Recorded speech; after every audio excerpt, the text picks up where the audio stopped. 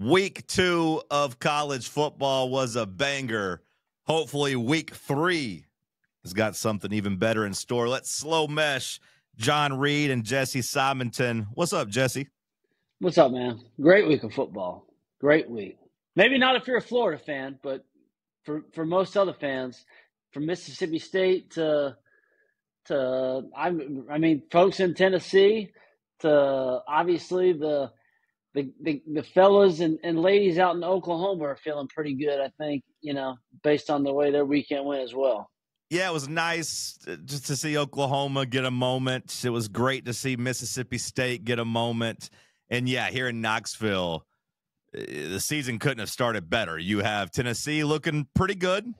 You have Nico Iamaleava looking pretty bad. You have Alabama looking pretty bad. And you have Florida looking pretty bad. So I would say a 9 out of 10 on the start to the season for Tennessee fans. We'll see if you can get to that 10 out of 10 this weekend in Georgia. But I'm curious. I know you went to Florida. Do you consider yourself a Florida fan, or are you journalist through and through and you don't root for them? Well, I've never actually rooted for Florida a day in my life. That's the irony, is that I did go to Florida, but I was born and raised a Bulldog. And so the fabulous folks at the famous VolQuest bequeathed me the Gator Dog moniker nickname. And the irony is, yes, I did go to Florida, but it's the dog that kind of has run through my blood in terms of fandom. And so damn, I didn't realize that. Oh no. Yeah. So that's the irony there. Now, being back in Florida, there is kind of a closeness. Obviously, my wife went to Florida too. Know a lot of friends and whatnot.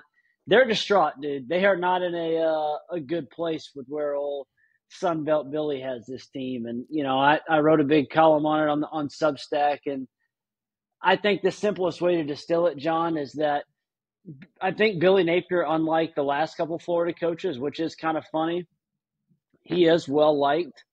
They did not like Jim McElwain. That's surprising. Even to Dan me Mullen, that he is well liked. Personality, not particularly well liked. I think that's not the case now with Billy Napier. He is a guy that inside the building, folks do actually like. The problem is that when a coach shows you who he is on the sidelines, you might as well believe it, because this is a guy who seems to continue to lose games over and over again by the same repeated fashion. It's the special teams woes. It's the mismanagement of the clock. It's the conservative play calling. And that game against South Florida really had it all. Surrender Cobra is the name of the Substack. If you follow Jesse on Twitter, you can find the link there. I'll try to post the link here in the YouTube. Go subscribe to it. There's your plug. My plug, talk sports every morning from 8 to 11 on Fan Run Radio. I'm going to ask you the same question we talked about, because we were talking about Billy Napier today, and you know way more about college football and the history of it than I do. So I'm curious if you have a pull. But we were talking about the coaches that find themselves on the hot seats and how many of them ever successfully pull themselves off, because you could have easily fired Billy Napier last year. You didn't. He did enough to keep his job, and I don't even necessarily disagree with it, with the way they finished the season. I didn't buy into them this season. I think we talked about Lagway and my doubts and Napier being able to develop him, but it felt like it was over, and I just couldn't think of many coaches that have successfully won themselves off the hot seat. Harbaugh was pretty much the only one, like where they were kind of working on lowering his buyout. He kind of lost a little bit of money in his contract after COVID. He starts cheating. It finally clicks, and then, he goes on and wins a national championship. Are there any other coaches that jump out to you of guys that were able to survive the hot seat? The Harbaugh pool is I think is the best pool, just because, especially at a marquee program like that, because so many of these other coaches, it's almost like the rug eventually is going to get pulled out. I think you're right on that. I mean, even like, Tuberville at Auburn, it seemed like he was kind of on a never-ending hot seat. And then he has that miraculous season in 2004 where they go undefeated. And yet folks are still wanting to run him out of town, for Bobby Petrino. So I off the top of my head, I don't have one. And certainly being around Florida all this time, covering them and then covering all the coaching changes even at Tennessee, ultimately the Grim Reaper was going to come for all those coaches. They were on the hot seat for a reason, and it's going to come for them. Now, here's an example of we'll see if maybe he has coached his way off the hot seat a la Billy Napier, is Brent Venables. That was a game that I actually still kind of coming out of that game. I don't know how you felt. It was almost like they won the battle, but I'm not sure if they're going to win the war in terms of being a playoff team that I think some of the fans around Oklahoma and even some of the national media, I think, have kind of bestowed upon that team. I don't know if Mateer can play Superman every single week. The fact that no one else did anything for them offensively, he's got to carry the ball 20 times. I'm skeptical of that, but that was a big win that Venables needed, and he got it. I found myself being happy for Oklahoma. I've mixed it up with their fans online a couple of times arguing, and they were real down in the dumps after Tennessee went in there and kind of dominated them last year. But I think it's a program that has slipped, and I do wonder, like, their long-term success in the SEC moving forward, just in this new playing field. But it was nice to see them get a marquee home win. But I agree 100% with what you said. I like Mateer. That was my big takeaway from the game, but Mateer is going to die playing that way in the SEC. Like, there's no way he's going to make it through the entire season playing, as you called it, Superman, doing his best Cam Newton impression, trying to run around and take those hits. I just don't buy him being able to survive. Same as like Jackson Arnold at Auburn. I don't see him being able to hold up. Even if they play, that shoulder starts hurting, and all of a sudden the throws aren't as good. And that was my big takeaway with Oklahoma is good for them, but I don't buy them long term. My second takeaway is that, man, Michigan sucks. Like, the lack of skill players at Michigan was jarring. Their wide receivers being complete non-factors was jarring. I don't know if Sherrod Moore is any good, but a couple of things he was doing, like, in the third quarter, playing for a field goal down, 14 points. Like, I thought that was really dumb, and I'm worried he sucks. Those are my takeaways. Excuse me. I'm worried about the way Sherrod Moore's using this quarterback. Now, maybe he's saving them for Big Ten play. I don't know. I mentioned it on the show last week, and then the fact that they double down again, that they are calling zero design runs for a quarterback that was labeled as this, like, he was labeled Cam Newton. You brought up Cam Newton with John Mateer. The Cam Newton comparisons around Underwood were all throughout his recruitment, and they're not running him at all. And I think that that seems like a glaring omission offensively when, as you said, they have zero weapons on the perimeter. When your best player is another tight end, it's like, man. So, yeah. The other thing is, too, is that so now it's Bryce Underwood, Ty Simpson, Arch, these guys. There's other guys we could probably rattle off. Guys in their first big starts on the road. I think that's why Georgia fans are really concerned this weekend, leading into the game against Tennessee, because Gunner, he'll be making that start too. And so thus far, guys that are inexperienced going into hostile environments, it's not worked out well. Even a guy like Sam Levitt, who has played a decent amount of football, was terrible in Starkville. It's hard to win on the road, man. Like, it's hard to win on the road, and it's really tough to win on the road without quarterbacking experience. Quarterback experience matters, and that is something that Gunner Stockton doesn't have, and that is, like you said, what Tennessee fans are hanging their hat on.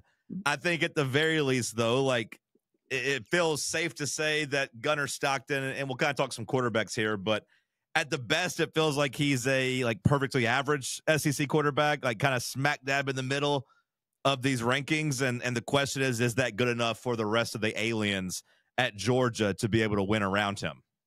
Yeah, for me, just kind of teasing the preview of this game, because obviously game day is going to be there. I think it definitely is. Even with A&M and Notre Dame and some of the other games, I think it's the biggest game on the slate this weekend.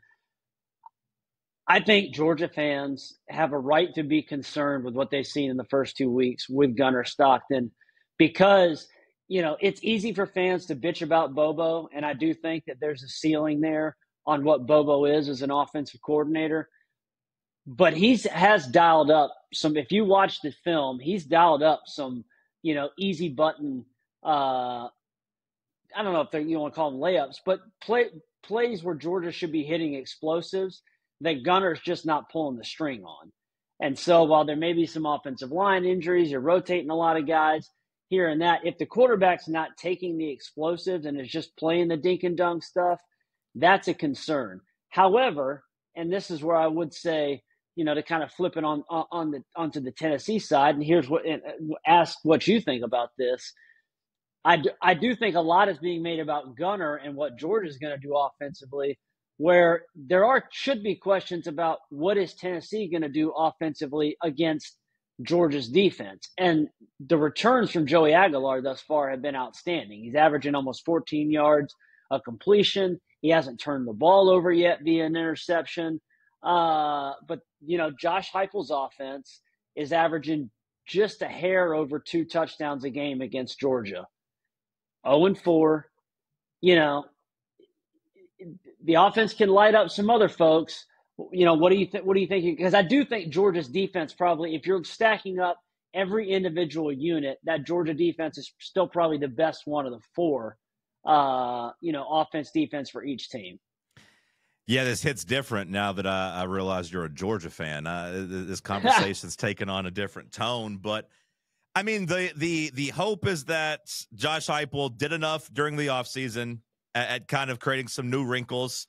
You've seen some new kind of running back screens. You've seen some Steve Sarkisian type of wide receiver screens and turning those into slants and not as many wide splits. Right, not as many wide splits. A offensive line that looks improved over the last couple of years from top to bottom.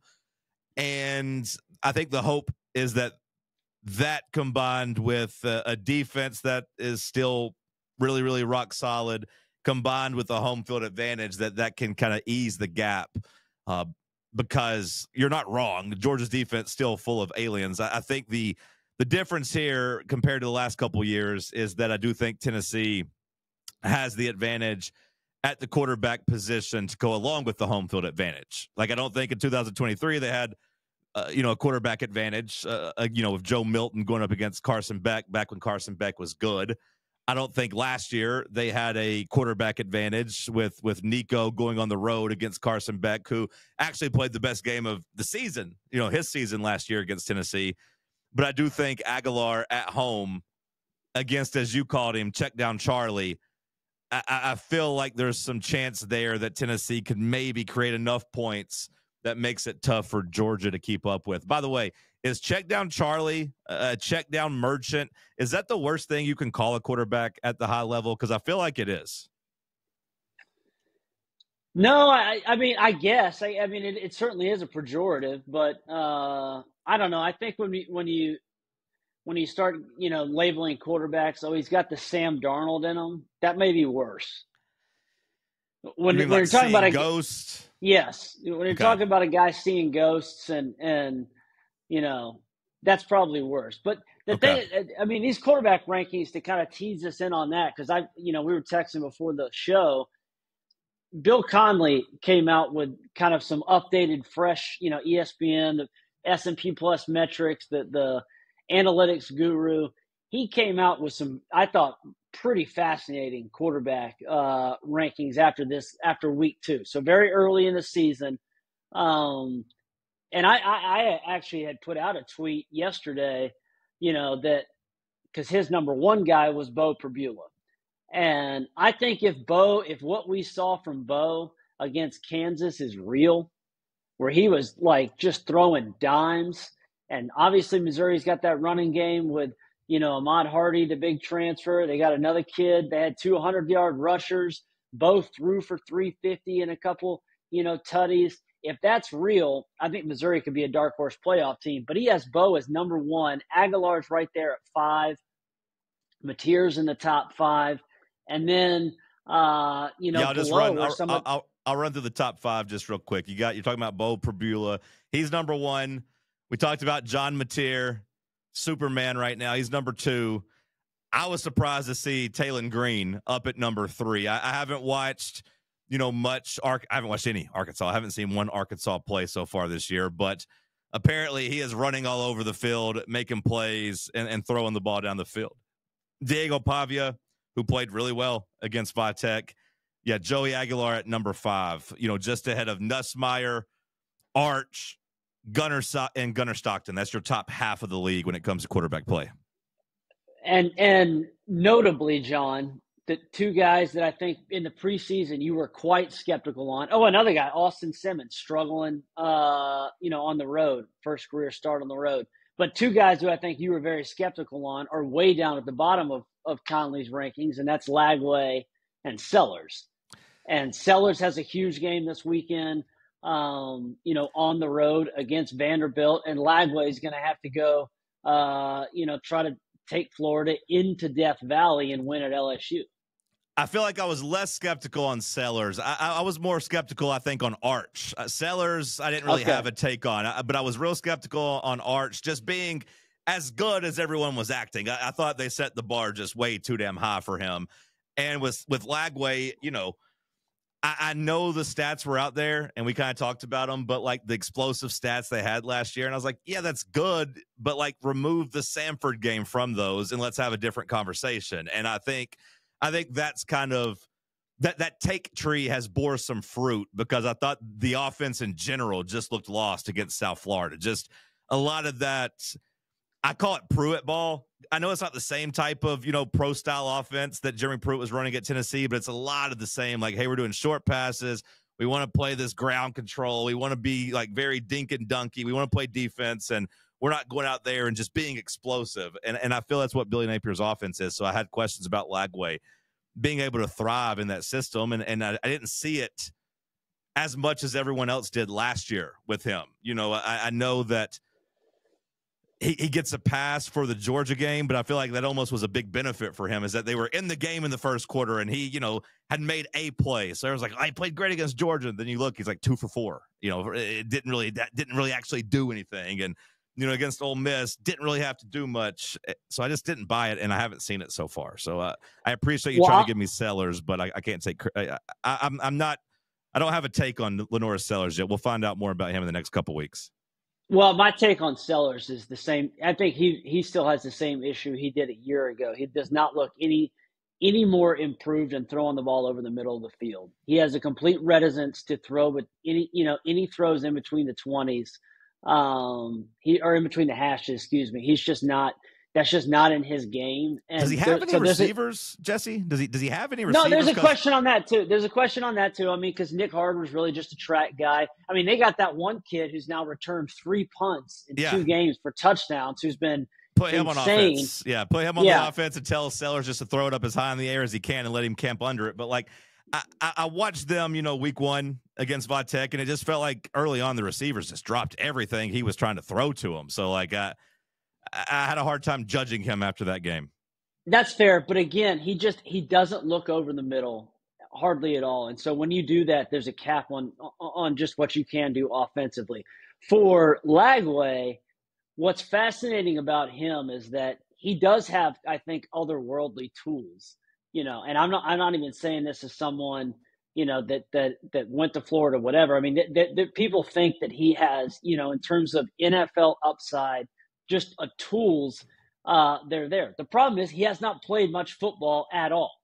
And especially, obviously, particularly in college. And so he misses all of spring with an injury.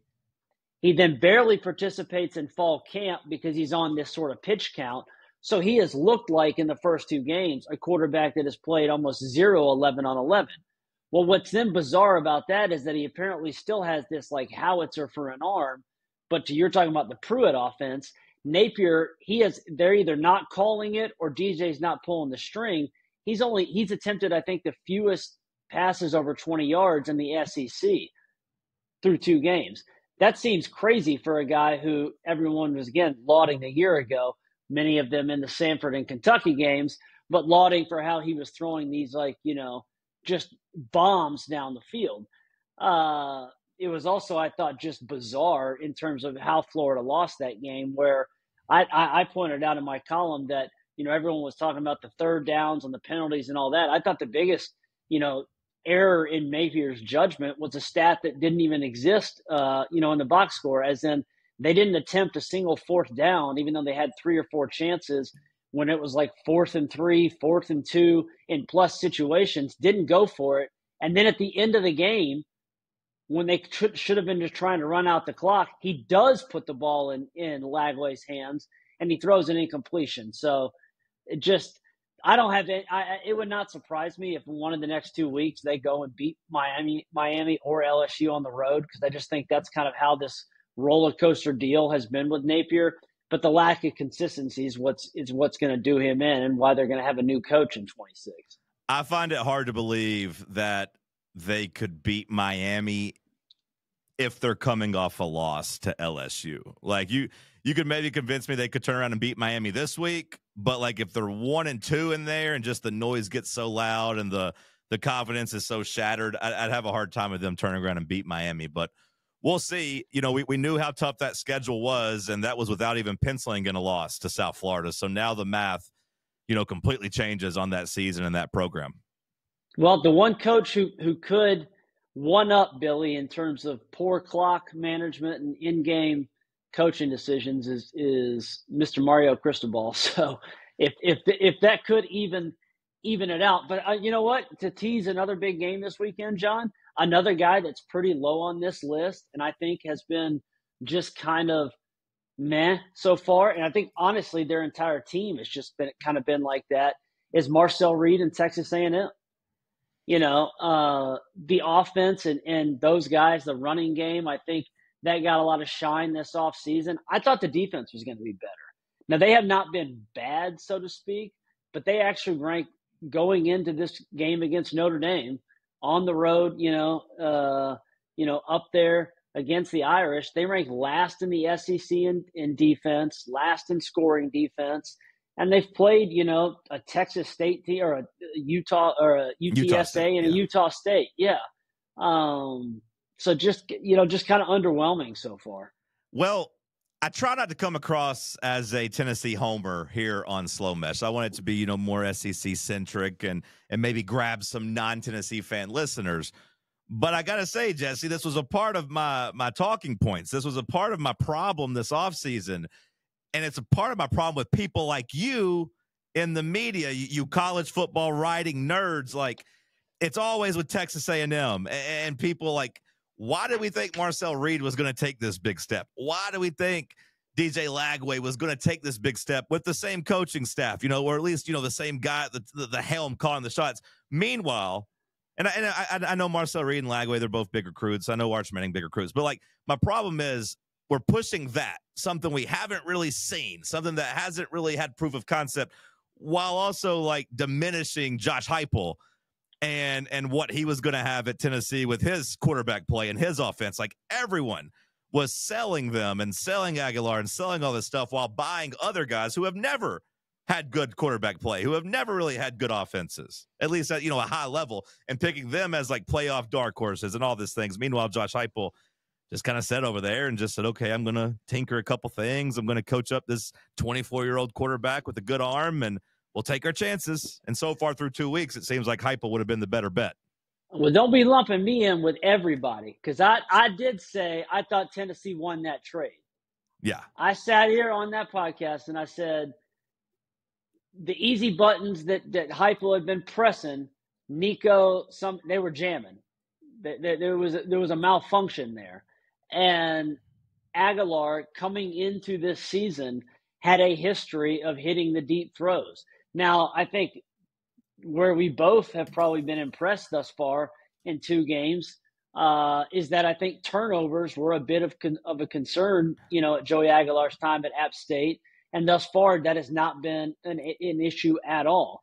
To the Marcel Reeds and the Lagways, just because you haven't doesn't mean you can't. I will say that. Sure, no, and I understand. My optimism for A&M actually had very little to do with Marcel Reed. I had him kind of lower on the totem pole, so to speak, in terms of the SEC hierarchy. I thought it was going to be that, in fact, they returned 4 offensive linemen, this 3-headed, tailback of Owens and Moss and those guys in the backfield, and that the defense, under a guy in Mike Elko, who had gotten really good defenses out of some nobodies at Duke, was going to have to be able to show some returns. Now, again, we'll see. We're only 2 games into this season. Yeah. They ain't played anybody yet. This game against Notre Dame and CJ Carr, it's going to be a big one. So, there's going to be some big – I mean, I think that Vanderbilt-South Carolina game is going to be awesome because I know South Carolina's got that nice crooked number next to their name in the rankings. You could argue that if you just did a blindfold test, you would probably take Vandy over South Carolina if you just blindfold put a thing across each team's name and just showed them the statistics and who they'd beaten. Vandy looked better against Vatek than South Carolina did. I'll say that in Blacksburg. Yeah, I'll say that Vandy looked better. I don't know if I like Vandy to win straight up, but 5.5 points does feel like too many. That feels like too many points to give Pavia. Like, could be a replay of the Texas game last year where it's a late touchdown, gets them, a field goal loss or whatever. But I agree with you there. I think it's a couple of really interesting games, even A&M and Notre Dame. And I know I buried Marcel Reed and A&M, but they're still undefeated. No harm, no foul so far for them. Like, especially if you go into Notre Dame and win, all of a sudden the season's off to a great start. Ole Miss, Arkansas. I mean, Lane's team did not exactly, I think, exit that Kentucky game with flying colors. Colonel Rebel there was there was. I don't know. Simmons got knocked out. That might have saved him. Him getting banged around. It might have saved him because he didn't look good when he was playing. And Taylor Green leads the nation in touchdowns with 10. So nice little start there for Arkansas. But again, we'll find out a lot more about these teams, this weekend. Even as much as we think or don't know about Georgia and Tennessee. There's going to be a lot that we find out about those 2 teams. Yeah, Simmons got some sense knocked into him as much as they were just banging him around. Then all of a sudden, Ole Miss is like, we're going to run the ball and play defense. I'm like, okay, good idea. That's what we should be doing against Kentucky. Scrappy performance from Kentucky or whatever. But, yeah, they are down in the seem dumps. To do that. They seem to do that against Ole Miss and about nobody else. Yeah, same as last year. All right, let's get to Georgia, Tennessee, man, because I think after Florida loses the way they do to South Florida, I think the unquestioned game of the week, despite the TV schedule, is Georgia, Tennessee. Do you concur? I concur wholeheartedly. All right, well, put on your Georgia fan hat and let's hear it. So let's hear what you think about your dogs. Do you buy the idea of a secret playbook being opened up for Georgia's offense that they will be able to move the ball down the field a little bit better in? Do you think they were being conservative? Do you think they could just line up and run the ball against Tennessee? How are you feeling about this matchup? Well, and this isn't even, I don't even think from a Georgia fan perspective. I think a lot of these teams, Tennessee, even the fact that they've played a Syracuse team, I think a lot of these teams have been fairly vanilla, which is why you saw so many unders the first 2 weeks of the season. Just the scoring has not been there in terms of what it has been in the last several seasons for college football writ large. And I just think that because of the transfer portal and there's so many teams with, X amount of new players, and there's a lot of reasons for all that. But I do think that now is when we're going to start seeing a lot of these teams kind of not necessarily open it up, but feel like, all right, we've got, 2 games, 8 quarters under our belt. We know what we can do, know what we can't do. Now let's maybe, put a little bit more on tape, so to speak. Specifically, though, I do think Georgia's going to try to run the ball. I think they feel like they got 3 guys in the backfield that are pretty good. If Nate Frazier doesn't put the ball in the dirt, he's probably one of the better running backs in the SEC. The 2 young kids they got, I think both sophomores, have been talented. And I think Tennessee's going to try to run the ball too. I think this is going to be a rock fight sort of game. And it may come down to which quarterback can avoid a costly turnover. I don't think we're going to see anything like what happened in, what was that, 2017, where Tennessee, yeah, because I was covering that game, 2017, when Jake Fromm went in there in his first career start and Georgia won 41-0.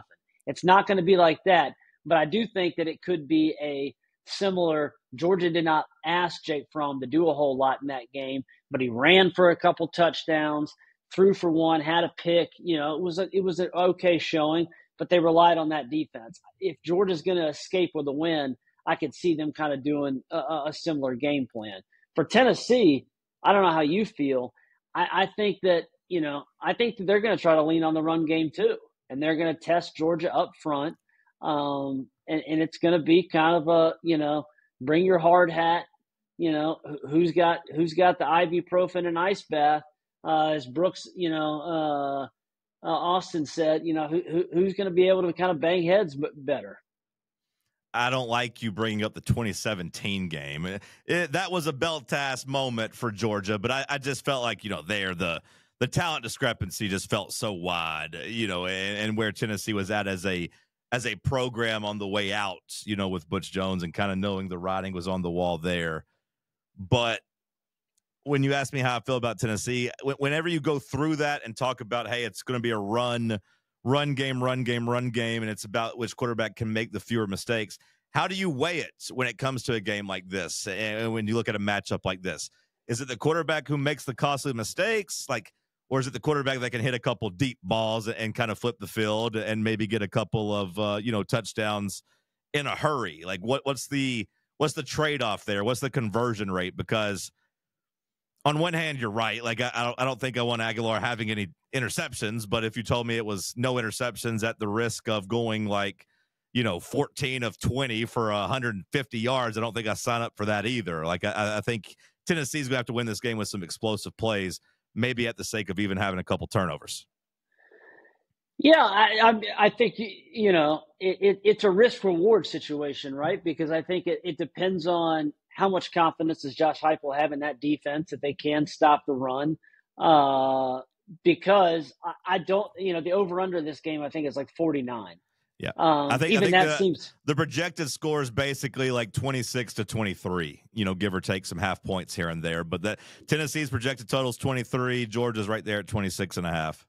Yeah, and to me, I got to say, John, I almost think that's pretty high for both these teams. I mean, again, Heupel has never scored, I think, more than 17 points against Georgia when he's averaging something like 35 against the rest of the SEC. I just and you noted the changes, the kind of the new wrinkles that he's implemented offensively. We're certainly, I think, going to need to see a little bit more of that if they can vary it up, because it seems like the last couple of years he has not had many answers for what Kirby and Schumann have done in terms of bringing some exotic pressure, some of those, rabbit blitzes. What was it, 2 years ago, those guys off the corner where it was just, Milton got sacked several times. Obviously, the Hendon Hooker game when he got sacked a whole bunch of times. So I could see this just being a game where both these teams are punting a whole lot. I think the hope in Knoxville is that Tennessee's wide receivers are more explosive as a collective than they have been in the past couple of years too. Obviously, the experience isn't there, but Mike Matthews was a 5-star for a reason. Staley was a top 100 guy. And last year, Tennessee just didn't have much juice out there. Thornton was great, but Thornton barely played. I mean, Thornton didn't get as many reps as he probably should have. But when I think about this game, and when I think about really Josh Heupel's tenure, there's really only two things, I think, realistically on the checklist, the checkbox, that he hasn't been able to mark off. He hasn't been able to beat a rival on the road. He hasn't gotten Florida, Georgia, or Alabama on the road yet. And he hasn't been able to beat Georgia, period, in Knoxville or in Athens. He hasn't been able to slay either of those dragons. I think the hope, the best case scenario, what I want to believe, is that Josh Heupel spent all offseason, once he saw that Georgia was the first real game, the first conference game, and he's put all his eggs into this basket in terms of how can I beat Georgia? That's why you've seen the wrinkles on offense. That's why you've seen a couple of philosophy changes. Like, because I think he knows he has to play a little bit differently to be able to beat that defense. That's my hope. My fear is that Kirby Smart really hates Tennessee. He really hates Tennessee from his playing days. He hates Tennessee now in like recruiting battles and them being the closest to him, in terms of just proximity. And that now he has been gifted a grenade full of doubt from the national media who's saying, Tennessee in a pretty good spot here against Georgia. And that he is able to, light that fuse or pull the pin on that with that locker room and convince them that they're the biggest underdogs in the world on Saturday. Well, let me ask to that point. Let me ask you, because nobody knows how to manufacture, grievance or that us against the world mentality than Kirby. And to that point, how do you feel about the line sinking like a rock and everyone seemingly being on Tennessee? Did where you suddenly not just hear, Jesse? I said it's my biggest fear. Yes, I'm terrified of it. It certainly seems like, was it Chris Felica, the dog with fleas, that Tennessee, in a game against the Dogs suddenly might be the dog with fleas. I will say this, for the Vols, the way the schedule goes after this Georgia game, if they win on Saturday, you can't write it in pen. There's still too much of the season to be played. But I think you could write in pencil that they get back to the CFP.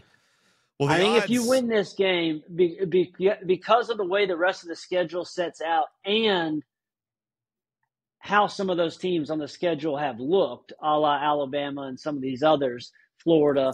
Obviously, even though that game is in Gainesville, Napier's lost 7 times in the Swamp. It's not like the Swamp. The mystique is kind of steaming out.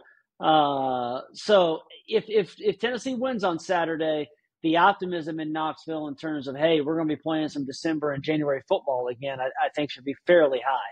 Well, just to that point, the playoff odds went from, I think, plus 310 on the gambling odds last week to now they opened up whenever they got posted on Sunday at like plus 225 and in a sense moved to plus 185, kind of in line with that. Hey, if you beat Georgia here and this line's tumbling, it's a really good feather in your cap, and you would have some wiggle room down the stretch to lose 2 games and still make the playoffs. So, yeah, this is you want to stop short of calling it a program-defining win for Josh Heupel in Tennessee if they're able to get it, because I think Alabama in 2022 is kind of the epitome of a program-defining win. But to me, this one is another huge feather on the cap, both in the SEC and nationally, that you have kind of arrived in that upper tier where you're now legitimate. Like, hey, we got to take Josh Heupel in Tennessee serious no matter what. The recruiting is stacking up and living up to that. I do think it's an official, like, hey, we're sustainability. Not only are we back, but we're here to stay. Like 2022 was we're back. This is like, hey, we're here. Yeah. They'll never take away that Alabama win from Heupel in terms of that being number 1 with a bullet, I think, on his resume, unless he wins a national championship, obviously. But if they win on Saturday, it does, to your point, rubber stamp that, yes, it's not about being back. Texas is back, Miami's back, whatever. It's about staying, and it's about, sustainability. And it would kind of continue that kind of rise towards back, being associated with kind of the cream of the crop in the SEC. Like, I know the quarterback trade, Nico and him leaving and the turmoil there was a big national story. But again, I just go back to the disrespect card, Jesse. Like, when you looked at the programs last year that made the playoff and where they were ranked this year, they were treating Tennessee like Boise and Indiana. Like, hey, one-hit wonders, kind of flash in the pans. Here you are at 24, where everyone else that made the playoff pretty much got to start like in the top 12 up there, getting a head start on getting back, and that just was infuriating. Because now you see at least Tennessee in position to where people all of a sudden believe in them just because they beat Syracuse.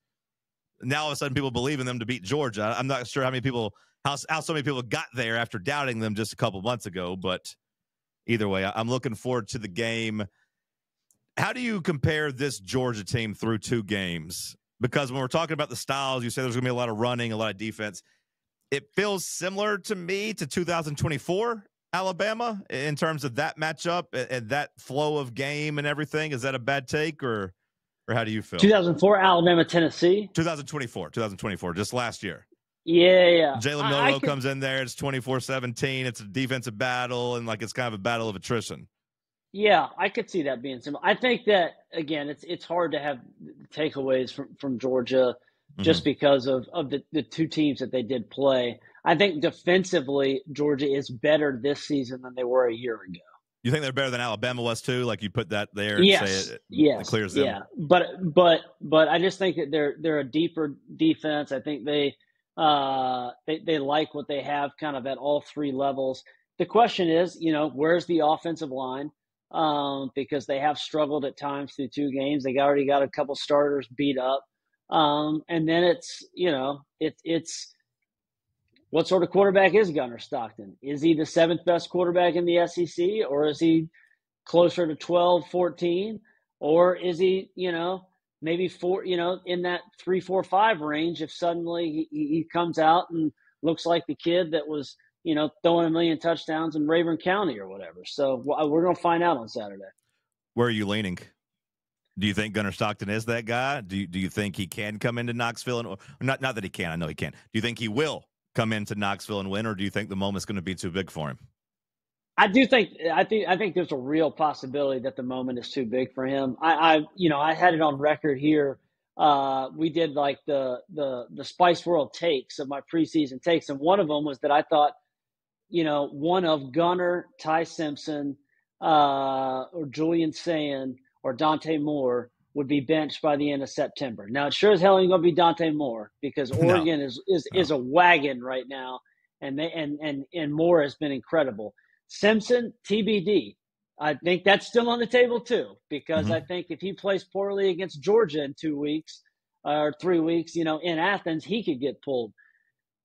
It's not off the table for Gunnar Stockton because, in terms of Tennessee or in terms of Georgia's playoff chances, a loss on Saturday is not going to kill them at all because of who they do have upcoming on the schedule, with so many of those games being in Athens this season. Unlike a year ago when they had to go to Texas, to A&M, or to Ole Miss, to Alabama. All those teams are in Athens this year.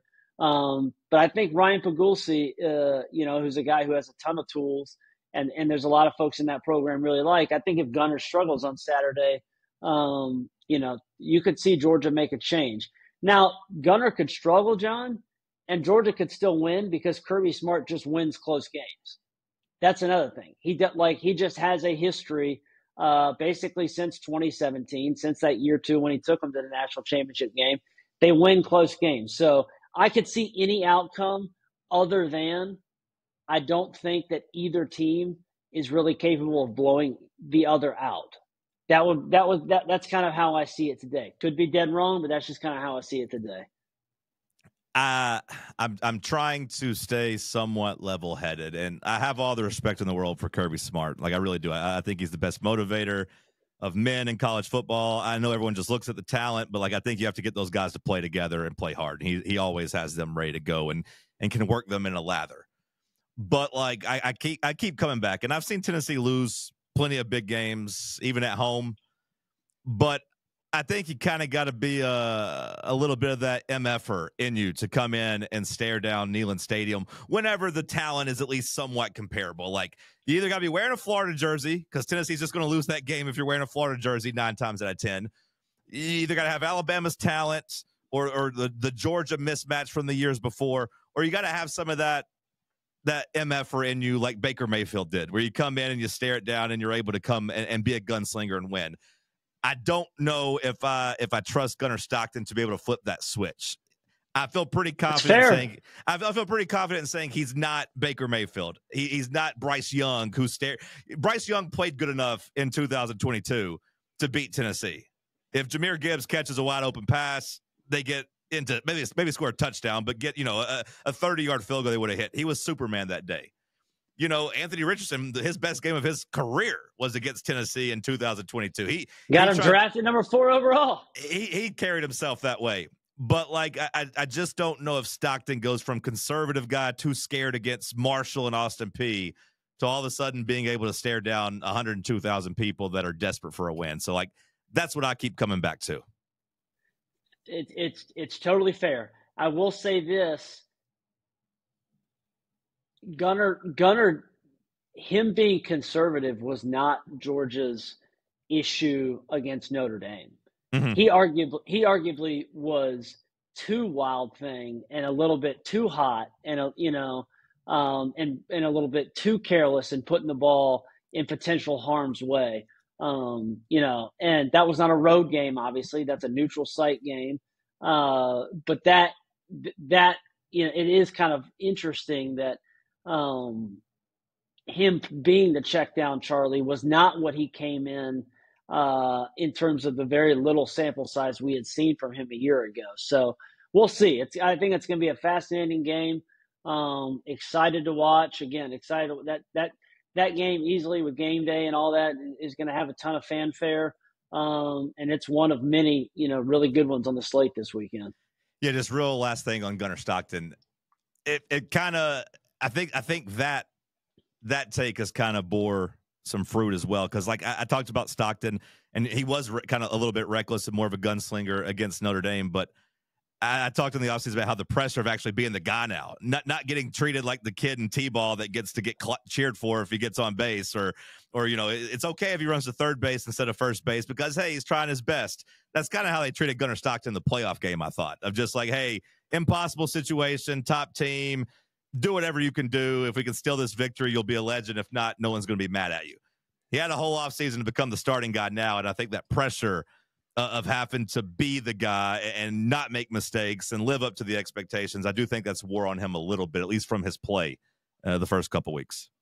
That, and I will say this too, another reason why it would not surprise me, and it won't happen, I don't think. Well, it could happen on Saturday, but I would say it would be much more likely to have a change after Saturday, is that Georgia does have receivers this year. They invested in that position. And whether you watch it on tape or even see some of the, or hear some of the stuff behind the scenes, Zachariah Branch is a actual receiver, and he has gotten open at times. Noah Thomas, they invested from A&M. They got the 2 5-star freshmen, Wiley and Taylor, who have flashed a little bit. So because of that investment, if Gunner doesn't get it done this weekend against Tennessee or continues to be reticent of pulling the string and taking the shots and the explosive plays, that's why I think another change could happen. That like, hey, if you're not going to throw it, we've invested all this stuff in these guys out on the perimeter. We need somebody that can. So we'll see. How, just to put a bow on the comparison last year, do you think any of those Georgia wide receivers are better than Ryan Williams? No. Well, I don't know. You're asking maybe the wrong guy. I am way, way down on Ryan Williams. And I Sure. saw that number today. That he's getting close to 2 million. Yeah. This is a guy that other than that Georgia game, we really have not seen it. He's had one game.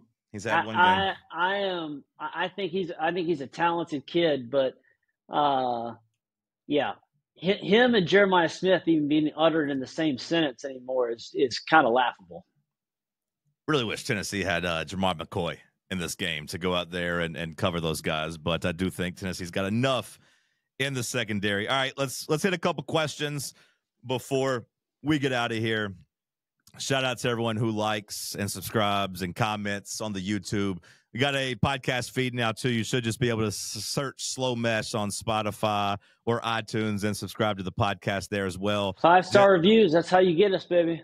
5-star reviews. Jesse, go ahead and plug Surrender Cobra right quick. Yeah, Surrender Cobra on Substack. You can find me on Twitter at Jesse, R.E. Simonton or X, whatever. But go to Substack. It's free. Type in Surrender Cobra. Several articles a week. We'll have this Slow Mesh video pod embedded there as well. So like and subscribe to what we're doing. Just a couple questions. DF says, not a question, but really enjoys the podcast. Thank you, DF. That's nice.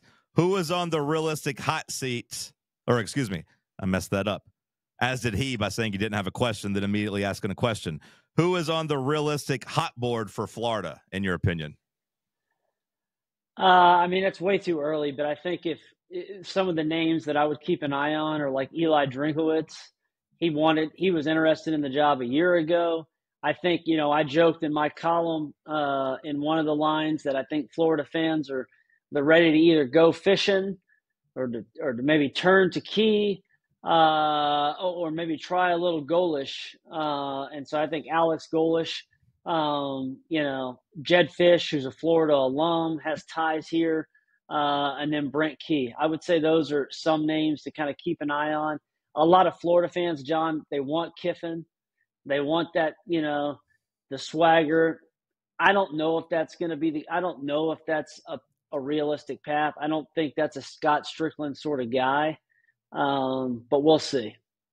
Scott Strickland better be very happy he struck gold with a basketball hire that was able to survive sexual assault allegations and win a national championship, or else Scott Strickland would be on the unemployed line, but now he's going to get to make another football hire somehow. He is, and the other thing is that Florida still has, and we don't have to get into this, but Florida is a complete mess politically within the university system where they still don't have a president. Ono from Michigan looked like he was going to become the new president, and he gets knifed in the back at the 11th hour. So they have another interim president. So Strickland, to what you're saying, to kind of back that up, he's got a ton of power right now. And it looked like a year ago that he was going to be tethered to Napier's fate, where if Napier was going to get, sunk and drugged, that Strickland was going to go down with him. That's not going to happen anymore because of the basketball title and because there's just a complete vacuum in leadership at the top of the university. Tech wants to know, can South Florida do it again this week and take down Miami? I mean, Byron Brown is an equalizer, and Golish is one.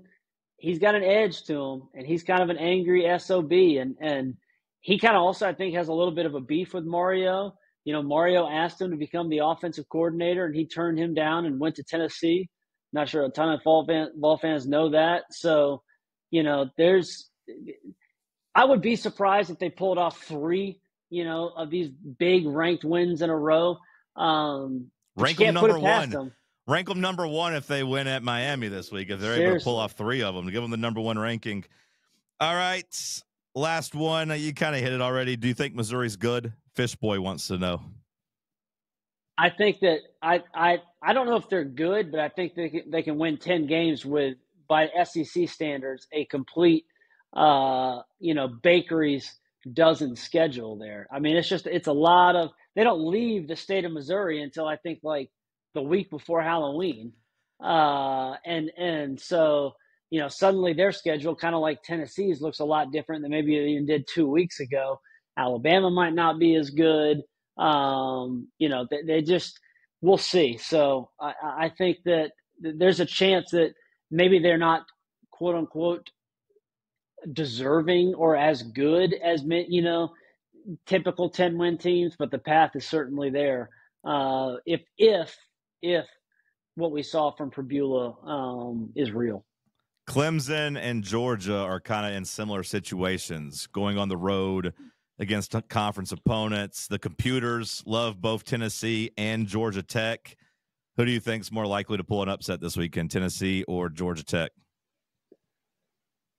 Oh, are both those 3-point spreads? Both 3.5. They both started at 7 and got bet down immediately because the computers picked, I think, both Georgia Tech and Tennessee to win. Well, I think Tennessee would be not as surprising to most fans, but Clemson. Clemson has to be one of the most underwhelming teams through the first 2 weeks of the season. I mean, what they showed, considering what they returned, Cade Klubnik. You talk about a quarterback that has cost himself some money early. I didn't ever really understand the NFL draft gurus labeling him a first-round pick to begin with, but I thought he was a heck of a lot better college quarterback. What we've seen the first 2 weeks has not been good. Brent Key, I've mentioned him with the Florida gig. He has been a top 25 slayer against SEC or ACC teams. So Clemson losing that game wouldn't stun me at all. Do you have an official pick on Tennessee, Georgia on the way out?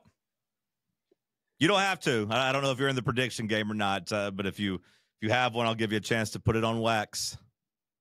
I will give you one. I think Georgia squeaks by 20-19. All right. Well, I'll make my best bet. Tennessee plus 3.5 at home. There you go. And it sounds like you're buying it. All right. So sounds good. There you go. All right, Jesse. Appreciate you, brother. Like I said, like, subscribe to the podcast, leave some reviews. Surrender Cobra on Substack. Talk to you next week, my friend. See you, buddy. See you, bye.